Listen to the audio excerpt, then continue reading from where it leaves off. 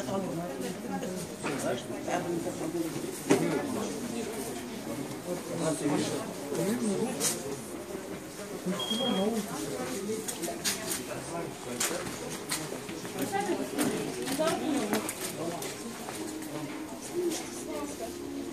проходите вы сюда?